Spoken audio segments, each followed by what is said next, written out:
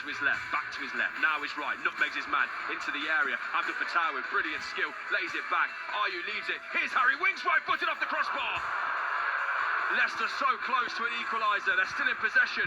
Fattah back into Ayew. He goes down once a penalty, not given by the referee. Harry Winks coming so close in the 92nd minute, hitting the crossbar for Leicester City. So unlucky, could have done much more. All through Fattah, laid it up on the edge of the box, smashed the crossbar, bounced on the underside and cleared. So unlucky by Leicester and Harry Winks.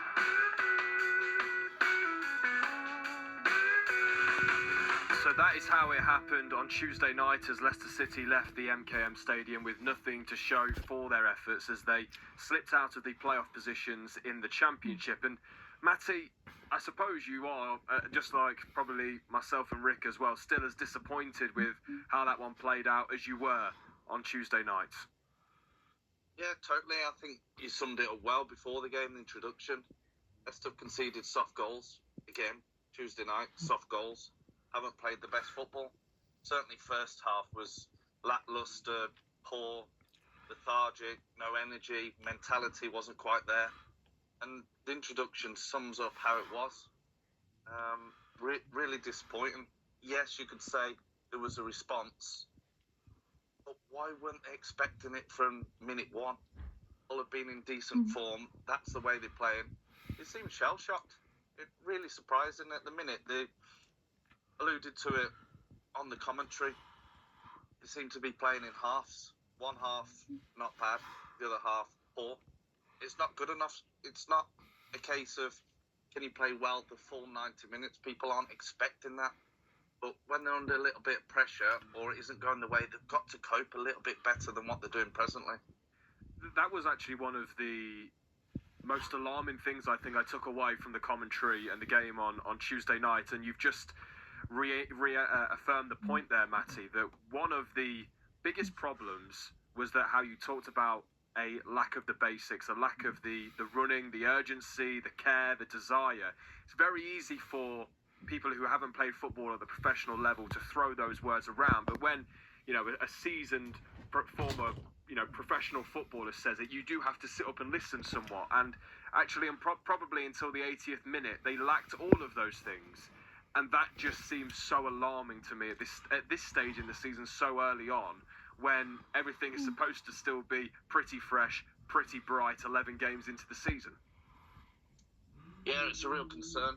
I think some of it stems from past experiences. You've got a group of players who were there last season, having experienced a really difficult campaign. And then you've also got the players from the season of the promotion where it was comfortable, but it's different this time around. And I think some of it is just a case of a mentality. On top of games when they're 1-0 up, it seems complacent and comfortable with the ball and not really threatening or being clinical to go and get 2 or 3 goals. And then the other night when they started conceding the goals, there wasn't anything to say. It was more a case of, here we go again. And it felt flat. It needed changes at half-time. And they did get a response. But as they were pushing, as the game went on, as you say, the 80th minute, Leicester got 2, 3, 4 players around the ball really hungry.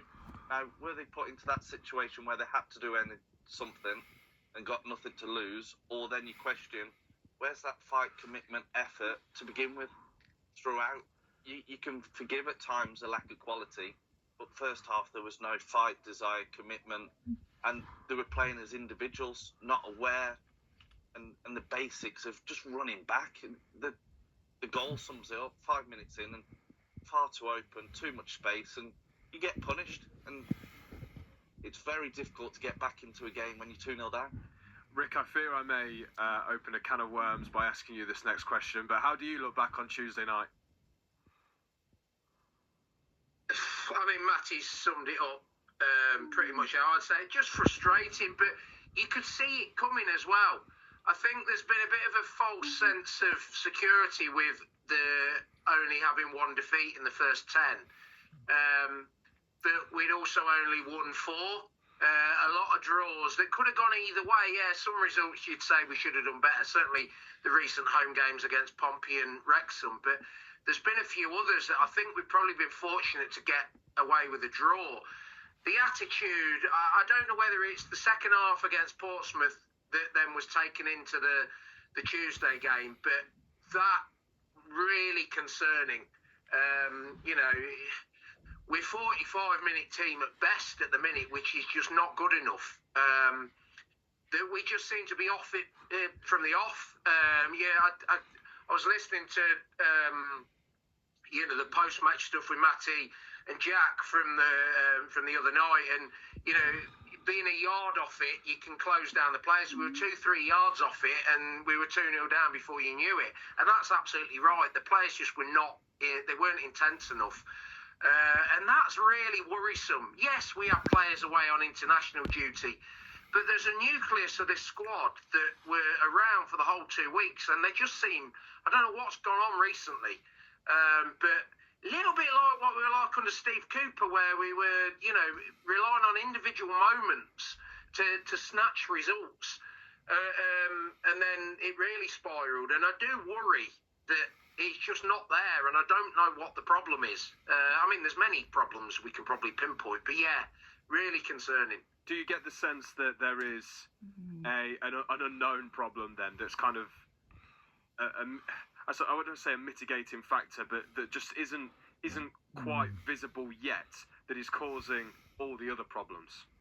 Well, I know you have to take stats with a pinch of salt, but if you look at the underlying statistics, both in attack and defence, it is not good. And this is for a club and team that should be challenging for promotion. It's not like last season where we're fighting relegation and you're comfortably there in the metrics. We're a team that should be in the top 6, and we have been, obviously. But if you look at everything, we're way off.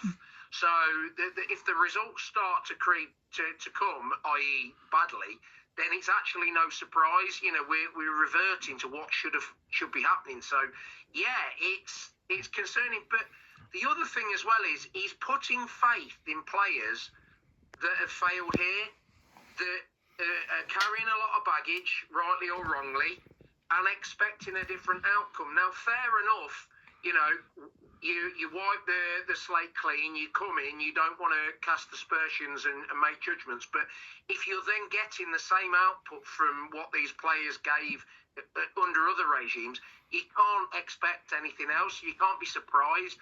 And I think, unfortunately, there's certain players, I don't know whether we want to go into naming them, but he's bringing them into the team, and suddenly things are getting worse than when Louis Page was in and Nicoli was in. Okay, things you could say, well, we've got results there, perhaps we're fortunate, but we were getting results. I don't know, but I feel like it's not surprising. So, and you lose faith of the fans then if that's the route you're going to go down. I don't think we necessarily need to, I suppose, name the players, Rick, but I think the reason why is because I think everyone knows who they are, and that they are the players who have had 2 relegations on their CVs with this club in 3 seasons, and have been part, whether it is whether they are at fault or not at fault, of a real decline in the club. Certainly, even if you just take league position over the last 3, 4, 5 years, that has seemingly been set in place. And then I suppose you have to ask the question how difficult that is then for Marti Cifuentes, who clearly, when he comes in, will say, and he did say, everyone has a clean slate, but balancing the clean slate with the baggage that's gone before. How do you see that one? Well, it's very, very difficult, and I think when the transfer window shut, I looked through that squad and I thought there's 2 or 3 players there now in numbers that he's going to be under pressure, that he'll feel like he's got to include them. And lo and behold, from September onwards, Louis Page, Ben Nelson have not been in the squad. They've not been on the bench once. I get it. I understand the pressure he's under. To keep somebody like Wout Fez out the squad, Oliver Skipp, Boubakary Samari, it's not an easy thing to do. It takes real conviction to do it. And I do wonder whether Cifuentes has got that. Enzo didn't care, did he? He had that air of my way or the highway. I don't know whether Cifuentes is trying to be the diplomat, and fair enough. But the problem you've got is you can't balance it all. Would some of these youngsters make any difference in terms of performance, league position, results? I don't know. But from a fan perspective, if you're going to say this is a rebuild and that it's understandable at the start of the process that results are going to be inconsistent, it's not going to wash when these players are on 60 odd grand a week or more, whatever. They've had promotion, they've played at the highest level, they're internationals. It's not going to wash. You can understand that from a fan if it's those sorts of players at the start of their careers. And that's where I'm starting to really question it. I got the sound bites from the press conference today. He's saying that Ben Nelson, the standard in training, and he's a big believer in him. But then when your centre halves and the fullbacks are making mistakes every week that are costing us goals, and he's still not even getting on the bench, something's not right there. Either he's being the diplomat and economical with the truth because he's trying to manage it, or he's, it's a tricky one, isn't it? I'm finding it. I'm already losing faith, if I'm honest. Matty, where do you stand on this, I suppose, with a view from inside the professional game and how difficult that might be for Marty Cifuentes inheriting a squad that he wasn't really able to add to until much later on in the window with loan signings, and having to move on players like Bilal El-Khanous, Casey McAteer, etc., and also working with a nucleus of a squad and some really experienced players in there, and actually probably some of the biggest earners in there that have been part and parcel of the two relegations in 3 seasons Leicester have suffered from the Premier League. Yeah, we've said about baggage and scars. There are players with that.